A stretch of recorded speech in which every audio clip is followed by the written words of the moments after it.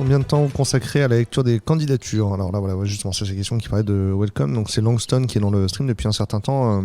Combien de temps vous passez à étudier la candidature? Alors c'est parce que lui, de son côté, il a des candidatures sur Welcome to Jungle qui sont en cours de traitement depuis 2 mois. Pour ne pas les citer, mais tu les as cités, Langston. Du coup, moi aussi. Est-ce que vous pouvez expliquer un petit peu comment ça se passe, qu'est-ce qui se passe après la candidature, qu'est-ce qui se passe chez vous, du côté du recruteur dans votre entreprise? Jacques, Ça tu veux dépend, commencer? ouais, ça dépend en fait des outils qu'a l'entreprise. Des fois, en général, on reçoit une notification comme quoi on a reçu une nouvelle candidature et tout dépend de l'organisation d'un recruteur. Par exemple, pour moi, tous les matins, je me donne 30 minutes pour pouvoir traiter l'ensemble des candidatures. Et sur un profil, c'est vraiment variable. Ça peut aller de 30 secondes à 1 minute parce qu'il y a certains éléments, j'ai envie de vérifier pour savoir si le profil correspond aux attentes et si j'ai des doutes, dans ce cas, je rappelle la personne. Parce que ouais, Mais tu appelles à froid sur une candidature? Tu appelles à froid sur un CV? ouais, ouais, ça m'arrive. Ouais. Ouais, ok. Hmm. Moi, je le fais aussi, et je me suis fait gronder récemment. On m'a dit qu'il valait mieux laisser un message ou demander à être appelé, mais c'est vrai qu'après, on a rendez-vous. C'est Donc, vrai qu'au début, tu appelais directement. Et là, dernièrement, ouais, maintenant, je laisse des t'envoies des messages aux mails. gens. Hmm. Ouais, mais du coup, des fois, ça prend 3 ou 4 jours à savoir au téléphone. Ouais, c'est vrai que appeler à froid, moi, ça me choque pas. Je trouve ça limite mieux. Le commentaire qu'on m'a fait sur LinkedIn, c'est que si je laissais les candidats de me rappeler, ils avaient le temps d'aller retourner voir l'annonce et l'entreprise, et du coup, on a une conversation plus intéressante. Bah, c'est sûr que par contre, pour un candidat qui a postulé à même 4-5 annonces, elle l'a plus en tête exactement, Ouais. quoi. Isabelle, Juliette, vous voulez rebondir? Moi, alors j'ai oublié de dire que nous, que Webatrio, nous sommes une ESN créée par des devs pour des devs. Hein, donc, on est vraiment dans ce milieu de la tech. Nous, pour le coup, nos cofondateurs sont des devs à la base aussi. Nous, on a un ATS interne où on reçoit des candidatures et on va recevoir des candidatures qui viennent de notre site internet. Moi, je reçois pas mal de messages via LinkedIn parce que je suis désolée, je vois qu'il y a des gens qui me relance là. Désolée, je vous réponds dès que je peux. J'ai quand même énormément de candidatures. J'essaie de répondre à tout le monde. En tous les cas, et de pas trop me focus sur le CV. Je vais le regarder parce que je le reçois.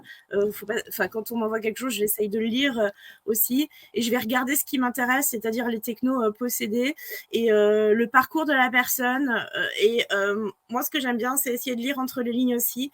Et voilà, les gens qui vont pas forcément, qui correspondent pas forcément à ce que je cherche, je vais essayer de leur faire un petit message quand même pour leur dire merci d'avoir candidaté. Pour l'instant, je cherche pas dans votre domaine, mais pourquoi pas. Et les gens qui m'intéressent vraiment, je vais leur répondre assez spontanément, mais je vais pas forcément leur téléphoner. Je leur fais soit un petit SMS, soit je leur fais un petit message en réponse et on se cale un petit moment pour discuter de ce qu'ils ont envie de faire aujourd'hui, en fait, à l'instant T, quand ils candidatent. Ok. Et Juliette, comment ça se passe chez JobPass? Et ben nous, c'est un peu pareil. En fait, les candidatures qu'on reçoit, moi, l'idée, j'essaie de les traiter. Au moins, je les ai lus dans la journée. J'ai lu le CV dans la journée. Soit le CV m'intéresse, m'intéresse beaucoup. J'ai tendance à appeler le candidat assez vite parce que je considère que s'il est en recherche, autant pas perdre de temps. Si le CV, j'ai un peu plus de doutes, je me dis pourquoi pas, mais il faudrait que je fasse valider 2-3 points. Soit déjà, je peux aussi en parler aux équipes, justement aux équipes tech chez nous, voir avec notre fondateur ce qu'il en pense. Et en fonction, j'avise. Mais l'idée, c'est toujours d'essayer de répondre aux candidats quoi qu'il arrive, même si c'est négatif. Et surtout, moi, par contre, je suis assez partisane si le CV me plaît, je l'appelle assez rapidement, quoi. J'attends pas Ouais. des semaines. S'il est en recherche, de toute façon, il sera recruté. Donc, autant que ce soit chez nous. Il y a effectivement Inès qui nous dit moi j'aime bien les appels impromptus. Et Œil de la nuit qui dit en vrai en tant que candidate être rappelé juste pour un premier contact et pour prendre rendez-vous pour le vrai entretien, ça me dérange pas. Ouais, ça se discute. Après, ça dépend du flux aussi de CV que tu reçois. Tu vois, je pense que moi, personnellement, je préfère pas déranger la personne de façon impromptue parce que j'aimerais pas qu'on me le fasse, en vérité. Donc, j'essaye d'appliquer aux autres ce que moi, voilà, ce qui me correspond aussi. Mais après, juste envoyer un petit SMS, je trouve que c'est moins dérangeant pour prendre un rendez-vous ou faire un petit mail. En règle générale, les gens qui cherchent répondent assez vite. Donc, on arrive à se caler des moments assez rapidement. En fait, le sujet, je pense, c'est que ça dépend du profil. Tu vois, si c'est une personne si c'est un poste de junior pour du commerce, les gens que je vais avoir en entretien, c'est souvent des gens qui sont en recherche active. À ce moment-là, en fait, je sais que les candidats toute la journée, ils sont disponibles pour être appelés. Si c'est un développeur qui est en poste ou c'est une développeuse qui est en poste et que c'est un recrutement expérimenté, ça me paraît évident que je vais prendre rendez-vous, je vais pas appeler les gens à froid, quoi. Après, je vais rebondir, même si on appelle à froid, il faut toujours expliquer le contexte, demander à la personne si elle est disponible. Oui, bien sûr. Ouais, je suis d'accord avec Jacques, je trouve que c'est un peu stressant, même si tu cherches du boulot, c'est un peu stressant d'avoir le recruteur. Déjà, tu penses pas qu'il va t'appeler, donc il t'appelle et démarrer tout de suite sur un entretien alors que la personne n'est pas préparée. Je trouve que c'est un peu chaud patate en vrai. Moi, je préfère quand même laisser le temps à la personne de préparer. Ouais. D'ailleurs, moi, quand je les appelle, c'est pas pour leur faire tout de suite un entretien avec 1000 questions où je leur demande de me retracer toutes leurs expériences. L'idée, c'est vraiment de faire un premier contact, savoir s'ils sont toujours disponibles, s'ils ont du temps pour discuter et surtout, justement, un point dans la semaine, quand ils sont disponibles, pour que justement on discute de leur candidature et de ce qu'ils souhaitent faire. Mais effectivement, oui, on ne va pas leur demander tout de suite de prendre 1 heure dans leur journée alors qu'on les appelle. Martin qui dit, est-ce que contacter le CTO sur Twitter, c'est une pratique recevable pour postuler ? Tout dépend de la posture du CTO. Il y a des CTO qui vont dire moi je préfère être contacté par tous les canaux et je suis plutôt ouvert à échanger avec ces personnes-là. Il y a d'autres qui vont dire écoutez, je renvoie directement auprès de l'équipe recrutement. Ça dépend vraiment de la personnalité de chaque CTO, de mon point de vue. Ouais, je suis assez d'accord avec Jacques. Chez nous, le CTO, il s'appelle William. Il s'appelle William Krieg, vous pouvez lui parler, il adore. Alors, il est super occupé, mais il essaye de prendre du temps pour vous répondre. Allez-y, quand vous êtes un dev, parler à un dev, c'est aussi super sympa et peut-être beaucoup plus facile que de parler à un recruteur. Nous, on est super open, on a des équipes super ouvertes, on essaye de répondre à tout le monde et c'est une bonne façon. Moi, je pense que si on se sent à l'aise pour aller parler au CTO, faut y aller, en fait. Voilà. Moi, chez nous, en tout cas, le CTO, il est super sympa à Paris, vous pouvez aller lui parler. Et Juliette, toi, comment ça se passe chez vous, chez JobPass ? Nous, je crois pas que ce soit arrivé qu'ils se fassent contacter sur Twitter. En revanche, effectivement, il ne faut pas hésiter à aller les contacter, leur demander si on cherche, etc. Notamment sur LinkedIn. Sur LinkedIn, les profils les gars sont vraiment super disponibles pour répondre à toutes les questions. Après, moi, je me dis que quand on a besoin de contacter un CTO sur Twitter, soit c'est parce qu'en fait, on a envoyé une candidature et personne ne nous a jamais rappelé, donc on a envie de faire toc-toc. Donc ça, c'est peut-être aussi que ça veut dire qu'il faut un peu qu'on vérifie que nos candidatures sont bien à jour, qu'on a bien checké tout le monde. Après, si effectivement, là, le candidat, il se dit qu'il peut peut-être un peu sortir du lot, pourquoi pas. Donc, voilà, tant qu'il le fait bien, il n'y a pas de souci. Moi, je crois pas que ce soit arrivé chez nous, en tout cas. En fait, non mais même du coup, je trouve ça intéressant, c'est-à-dire que la question de Martin, il a élargi en plus ensuite après. Isabelle, on a l'impression que les gens te connectent, te parlent, essaient de te contacter par toutes les portes et toutes les fenêtres.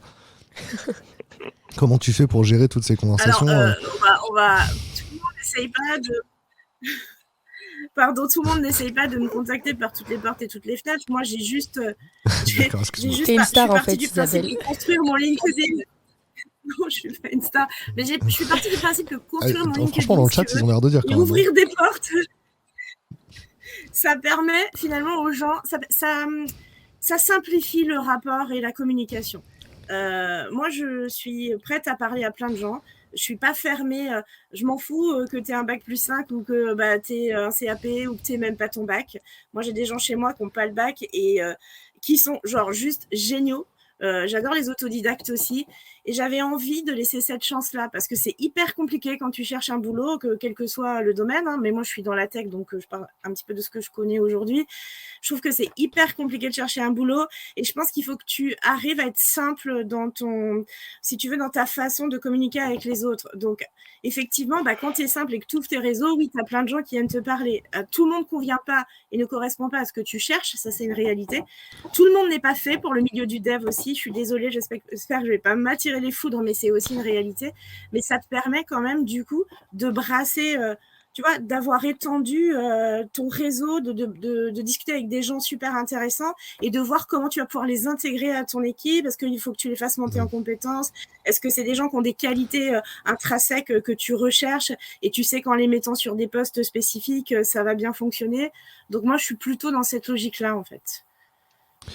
Tout le monde, ça veut pas dire n'importe qui. Juliette ou Jacques, vous voulez rebondir? Moi, franchement, ça dépend. Soit ça passe en général par les relations écoles, la cooptation, à travers justement les alternants qui sont dans l'entreprise et qui échangent avec leurs camarades de promo pour savoir si on a des opportunités en CDI ou en alternance. Moi, je suis plutôt ouvert, je suis pas figé. Je me dis pas que, par exemple, euh, LinkedIn, c'est le meilleur canal, etc. Donc, je suis très ouvert. Et des fois, lorsque je fais le bilan des KPI sur les personnes que j'ai recrutées, des fois, il y a de tout. Il y a de tout, quoi. Est-ce que c'est pas plus facile pour toi de t'assurer que tu réponds à toutes les candidatures quand elles viennent par le canal formel? Des fois, sur LinkedIn, j'imagine, t'as des ratés, tu peux pas répondre à tout le monde, quoi.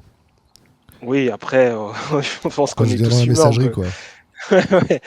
Mais même si je passe à côté d'un message et la personne en général, elle te relance en disant je vous ai contacté il y a 2 semaines, j'ai pas eu de réponse de votre part. Donc après, je reprends contact avec la personne et je m'excuse par rapport au délai que j'ai pas pu honorer, tout simplement. Juliette, j'imagine que chez JobPass, vous utilisez beaucoup de JobPass. Pas encore. Pas encore. Mais pas encore. Non, pour le moment, nous, on reçoit des candidatures via les sites style Jobleader, etc., via un peu LinkedIn, via We Love Dev. Mais c'est vrai que nous, alors déjà, on est une jeune entreprise, donc on ne reçoit pas 150 candidatures par mois à traiter. C'est sûr que ça me donne plus le temps de traiter chaque candidature et effectivement qu'elle soit via LinkedIn, via un site, via mes mails, enfin peu importe, dans tous les cas, je les traite toutes. Effectivement, c'est vrai que c'est plus simple quand elles sont toutes triées dans l'ordre. D'ailleurs, c'est ce que JobPass permettra par la suite.